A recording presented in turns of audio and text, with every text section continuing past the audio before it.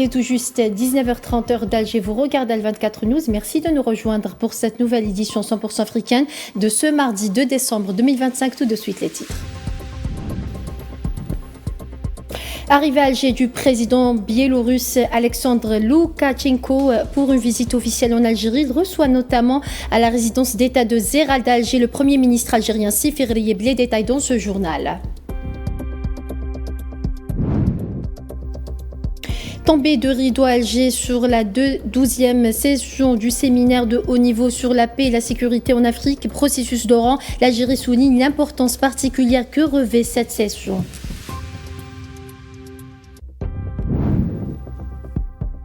Algérie-Pologne vers le renforcement des liens économiques entre les deux pays.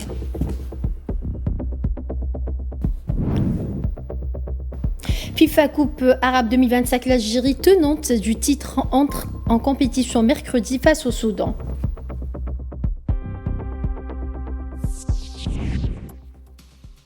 Bonsoir à tous. Si vous venez de nous rejoindre en Algérie, le président de la République de Biélorussie, Alexandre Loukachenko, est arrivé mardi après-midi à Alger pour une visite officielle. Le président Loukachenko a été accueilli à son arrivée à l'aéroport international Houari Boumediene par le président du Conseil de la Nation, Azouz Nasriya.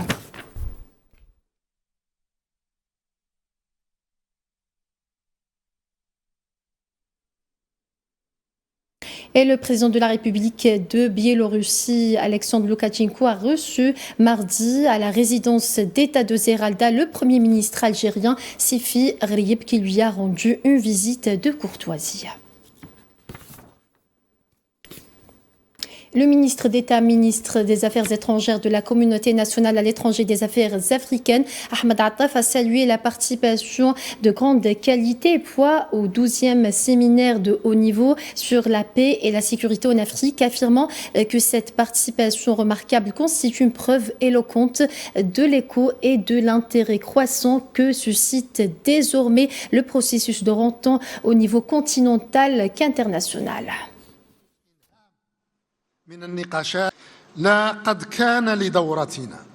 Cette conférence revêt une importance particulière et intervient dans une situation spéciale qui met en lumière les plus grands défis sécuritaires et politiques auxquels fait face notre continent africain dans la période actuelle. Des défis qui donnent lieu à notre préoccupation, des défis qui réveillent en nous l'appel au devoir pour notre continent et l'esprit de la responsabilité collective.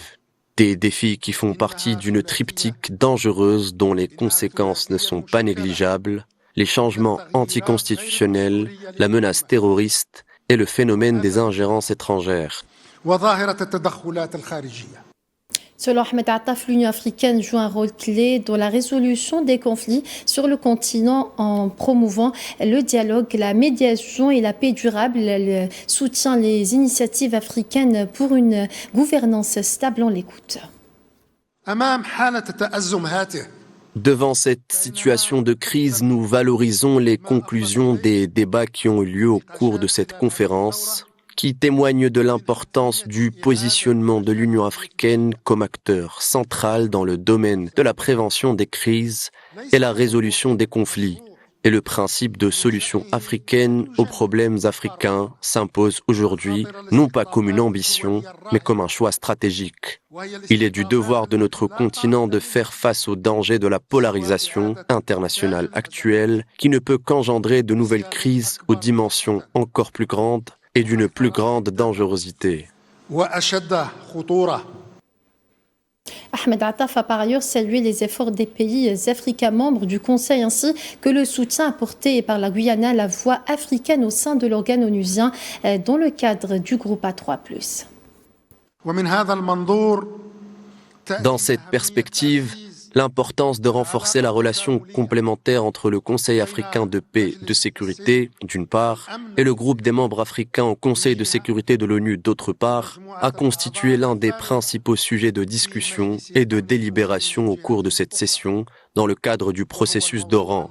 Et si notre Conseil africain est appelé à améliorer ses performances dans le traitement des questions de paix et de sécurité sur le continent, Le groupe des membres africains au sein du Conseil de sécurité de l'ONU est, lui aussi, tenu d'accompagner cet effort et de garantir que ses résultats et ses impacts se répercutent au niveau international. Notre expérience, ainsi que celle de nos frères africains au sein du Conseil de sécurité, a démontré l'importance cruciale du renforcement du lien de complémentarité et de coordination entre notre organisation continentale et ses représentants au Conseil de sécurité de l'ONU. Ces expériences ont prouvé et continuent de prouver qu'un seul choix fait réellement la différence, celui de l'unité. Le ministre d'État, ministre des Affaires étrangères algérien a souligné que la préservation de l'unité africaine tant dans les rangs que dans la voie a constitué l'un des objectifs majeurs de l'Algérie durant son mandat au Conseil de sécurité.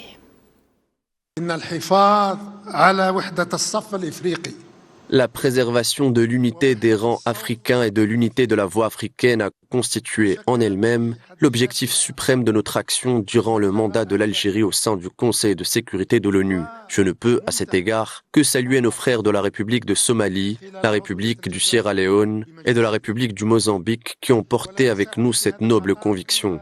Je salue également dans le même contexte la République du Guyana qui a renforcé la voix africaine et a amplifié l'écho au Conseil de sécurité en y ajoutant la voix de la région des Caraïbes, considérée comme la 6e région de l'Afrique, car incarner l'unité africaine résume l'essence de l'expérience algérienne dans le Conseil de sécurité de l'ONU. Je conclurai donc par une citation du défunt Julius Nyerere, père de l'unité, qui disait « L'unité ne nous rendra peut-être pas riches, mais elle nous rendra difficiles à ignorer par les autres nations et les peuples africains. »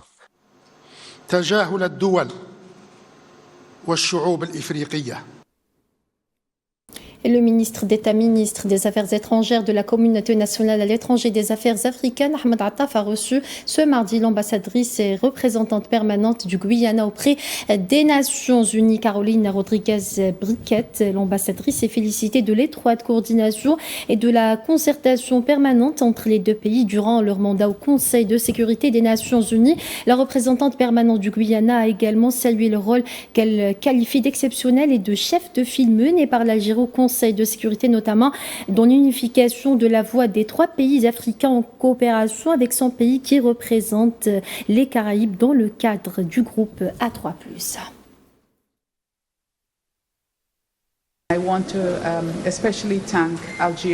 Je tiens à remercier particulièrement l'Algérie pour avoir lancé le processus de coordination du groupe des 3 pays africains A3 avec le Conseil de paix et de sécurité. Et pour la première fois dont ce groupe reflète la position de l'Afrique au sein du Conseil de sécurité. Ce fut un réel plaisir de travailler avec l'Algérie, la Sierra Leone et la Somalie dans le cadre du groupe A3+, et auparavant avec le Mozambique.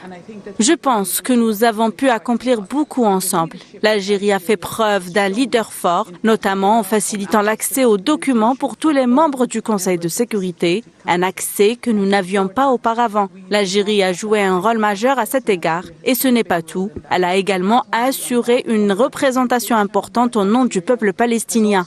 Nous avons été très heureux d'être partenaires dans cette démarche également. Et le ministre d'État, ministre des Affaires étrangères de la Communauté nationale à l'étranger des Affaires africaines, Ahmed Attaf, a reçu ce mardi à Alger son homologue botswanais Feigno Butal en marge du 12e séminaire de haut niveau sur la paix et la sécurité en Afrique, processus d'Oran. Selon un communiqué du ministère, à cette occasion, les 2 ministres ont passé en revue l'état et les perspectives des relations fraternelles et de coopération unissant les 2 pays.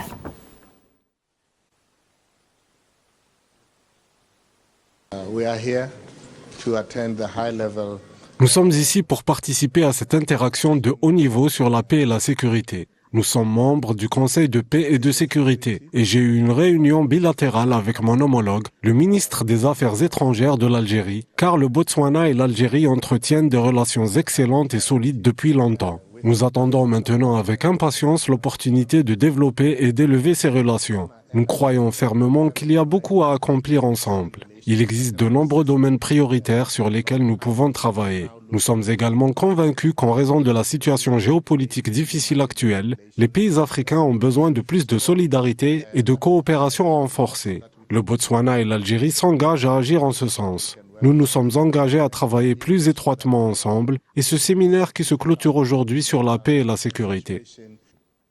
Et la secrétaire d'État auprès du ministre algérien des Affaires étrangères chargé des Affaires africaines, Selma Barta Mansouri, a affirmé que le traitement des crimes du colonialisme doit se transformer en un projet politique intégré, plaçant l'Afrique en position d'initiatrice. Dans son discours prononcé lors de la clôture des travaux de la conférence internationale sur les crimes du colonialisme en Afrique, tenue lundi soir au Centre international des conférences Abdelatif Farhal à Alger, Mansouri a souligné que les crimes coloniaux ne relèvent pas uniquement du passé, mais constitue un système aux effets encore vivants, influençant les trajectoires de développement, les outils de pouvoir et les équilibres de force sur le continent.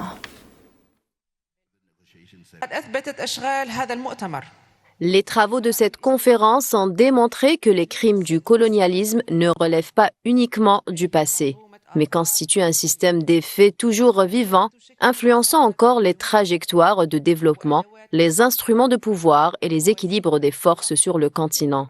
Nous avons tous compris que ces crimes ne peuvent être traités uniquement par la condamnation, mais qu'ils doivent se transformer en un projet politique, juridique et économique intégré, plaçant l'Afrique dans une position d'initiative et non de réaction.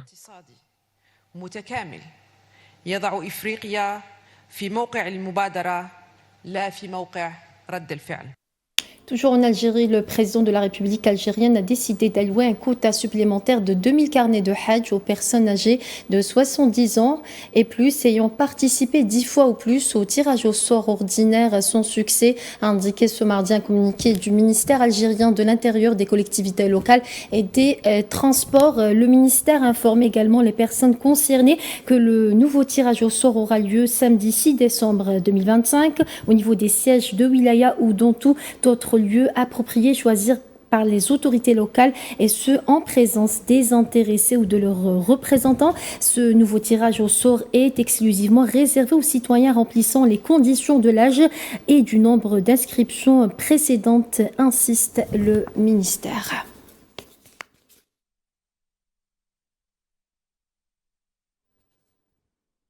Et les travaux de la 6e réunion des chefs des bureaux nationaux de liaison du mécanisme de coopération policière de l'Union africaine ont débuté ce mardi à Alger. Dans une allocution prononcée à cette occasion, le directeur exécutif d'Afripol, Jaël Chelba, a souligné l'importance de cette rencontre qui se tient au moment où ce mécanisme se dirige vers une transformation institutionnelle majeure suite à l'accord de tous les pays membres à l'occasion de la tenue de l'Assemblée générale extraordinaire en novembre 2024 pour la mise en œuvre de réformes structurelles et l'amendement des statuts d'Afripol en vue de transformer ce mécanisme en une instance à part entière en renforçant ses capacités et sa contribution effective à l'architecture sécuritaire de l'Afrique.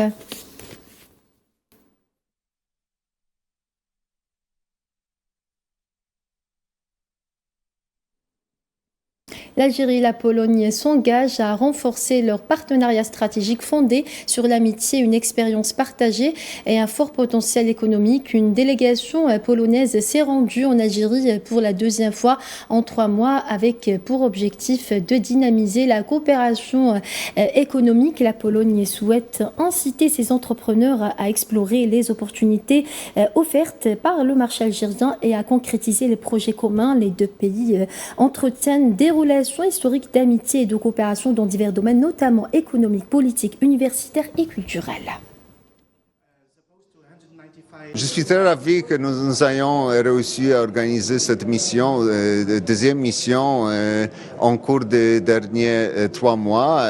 En octobre, exactement, dans cette salle, se sont réunis les entreprises du secteur agroalimentaire. Aujourd'hui, nous avons les grandes entreprises, très importantes entreprises polonaises de plusieurs différents domaines.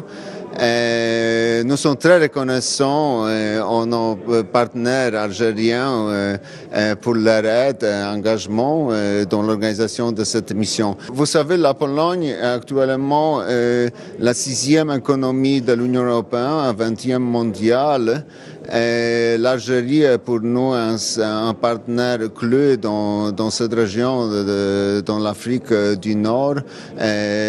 L'Algérie, votre magnifique pays, offre beaucoup de possibilités dans les divers domaines. Et la Pologne a décidé d'octroyer plus de 100 000 € d'aide humanitaire aux réfugiés sahraouis via l'intermédiaire du Haut Commissariat des Nations Unies pour les réfugiés. Il s'agit de sa première contribution dédiée à la cause sahraoui, confirmant son engagement pour les actions humanitaires. Cette initiative renforce la coopération avec l'Algérie, avec laquelle la Pologne partage une vision commune du respect du droit international. Le ministère des Affaires étrangères de la Pologne a décidé d'allouer plus de 100 000 € en faveur des réfugiés sahraouis en Algérie. Par ailleurs, une autre entreprise polonaise contribuera avec 20 000 kilos de lait en poudre destiné au camp de réfugiés à Tindouf. Et au Maroc, des organisations marocaines de défense des droits humains ont organisé des veillées de protestation qui ont parcouru les rues de la ville de Tétouan dans le nord du Maroc pour le rejet, la normalisation et exiger que le gouvernement cesse toute forme de relation avec les sionistes. Le Front marocain de soutien à la Palestine, dans un communiqué publié ce mardi, a appelé le gouvernement marocain à assumer ses responsabilités morales et historiques, à boycotter toute forme de coopération sioniste américaine et à mettre un terme à toute normalisation portant atteinte à la dignité du peuple marocain.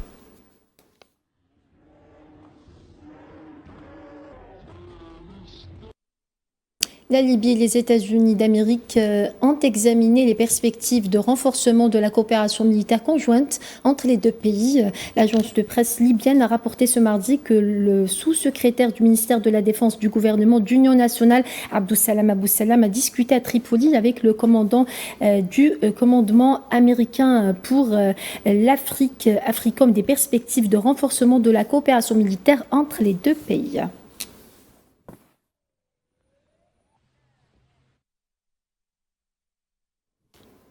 Et dans le dossier soudanais de ce journal, l'organisation soudanaise Machad a déclaré que les forces de soutien rapide commettaient de graves violations contre les personnes fuyant Al-Fashir, la capitale du Darfour Nord, notamment en menant des opérations brutales contre elles. Je vous propose d'écouter le directeur de l'organisation de défense des droits humains, Ahmed Abdullah Ismail, qui a fait une déclaration à L24 News.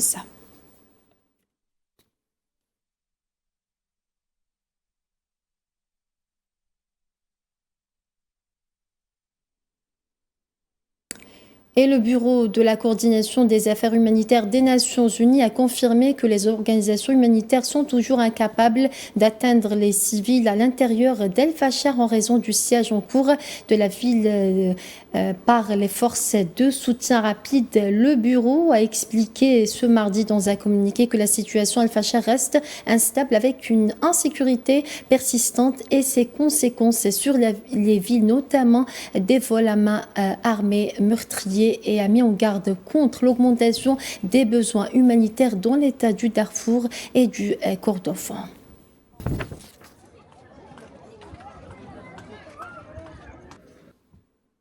Et le ministère britannique des Affaires étrangères a souligné la nécessité de trouver d'urgence une solution pour ramener la paix au Soudan, affirmant son plein soutien à la préservation de la souveraineté et à l'intégrité territoriale du pays. Lors de sa rencontre avec le Premier ministre soudanais Kamil Idriss, l'envoyé spécial britannique pour le Soudan Richard Crowett a réaffirmé l'engagement de son pays à fournir tout le soutien possible à la reconstruction et à la stabilité du pays, soulignant la profondeur des relations entre les deux pays et les moyens de renforcer leur intérêt commun.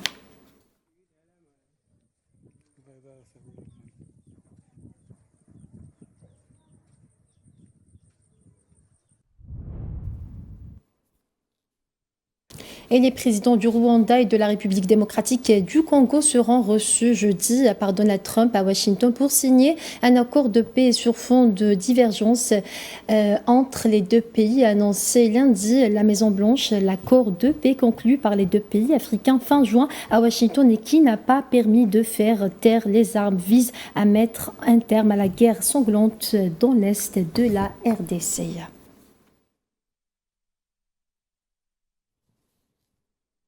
Et direction le Sénégal à présent, où le pays commémore le 81e anniversaire du massacre de la Thiaroye, le massacre de tirailleurs sénégalais au camp de Thiaroye par l'armée coloniale française en 1944 a été commémoré hier. C'est la deuxième année consécutive où cet événement tragique fait l'objet d'une commémoration par l'État sénégalais qui en 2024 a institutionnalisé le 1er décembre, journée du tirailleur. Le 1er décembre 1944, en effet, des tirailleurs sénégalais revenus de la Seconde Guerre mondiale et cantonnés au camp de Thiaroye en attendant leur retour dans leur pays respectif avaient été froidement exécutés par l'armée coloniale française. Les chiffres officiels de 35 puis 70 morts annoncés par la France sont récusés par des historiens qui évoquent des centaines de morts.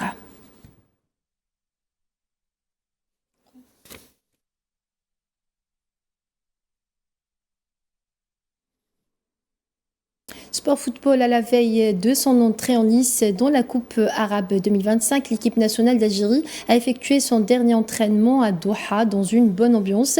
La caméra d'Al24 News était présente en zone mixte lors de cette ultime séance d'entraînement.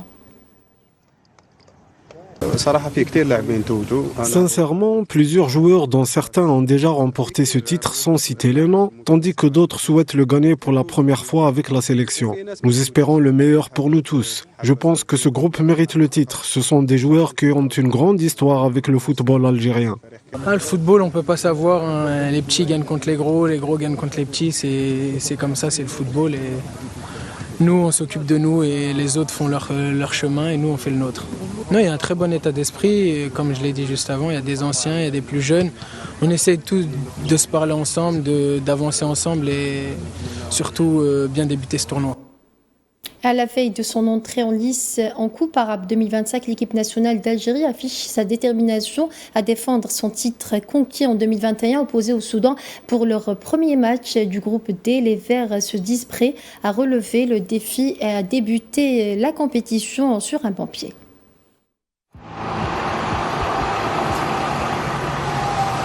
À la veille de son entrée en lice dans la Coupe arabe 2025 à Doha, la sélection algérienne A', championne en titre, se prépare à affronter le Soudan dans le cadre du premier match du groupe D. Une rencontre très attendue par les supporters algériens qui espèrent voir les coéquipiers de Boulbina rééditer l'exploit de 2021.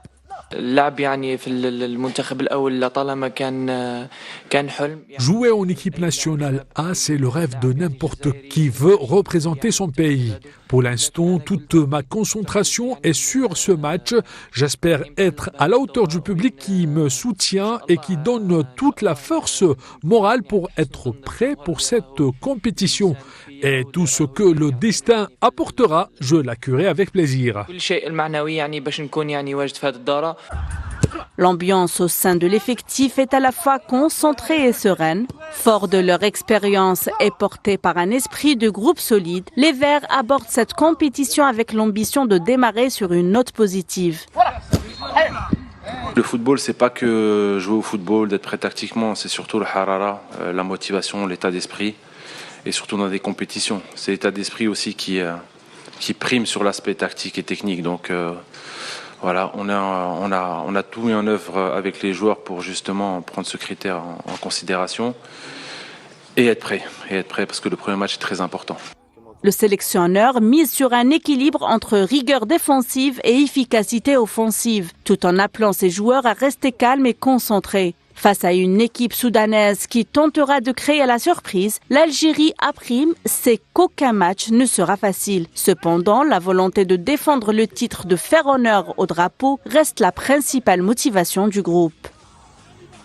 Un esprit collectif de très haut niveau. À chaque match, pendant 90 minutes. C'est une équipe très physique, avec un jeu qu'on a analysé qui, quand vous observez le Soudan, qui chauffe le Soudan dans les qualifications de Coupe du Monde, qu'un nos premiers jusqu'à peut-être les 3 journées de la fin, ils ont une envie de réussir. La CHAN, ils ont fait une demi-finale. Je pense que c'est un succès pour eux. Donc la Coupe arabe, Ils ont mis toute leur énergie, sachant qu'ils ont une canne derrière, donc ça montre l'importance de la Coupe arabe pour cette équipe. Mais en tout cas, ça va pas être un match facile. Et Inch'Allah, nous sommes wajdin pour justement de gagner ce match-là, Inch'Allah.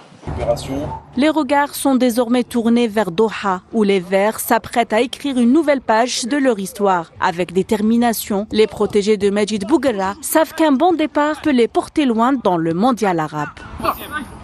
L'équipe nationale d'Algérie est-elle prête pour le premier match face au Soudan? Est-ce que les joueurs peuvent-ils rééditer l'exploit de 2021? Pour ce premier match, le sélectionneur national misera-t-il sur les joueurs expérimentés ou la jeunesse? C'est un sujet signé Naïla Hamouda. Voilà, c'est ainsi que s'achève cette édition africaine. Merci à vous de votre fidélité. Excellente suite des programmes sur Al24 News et à demain.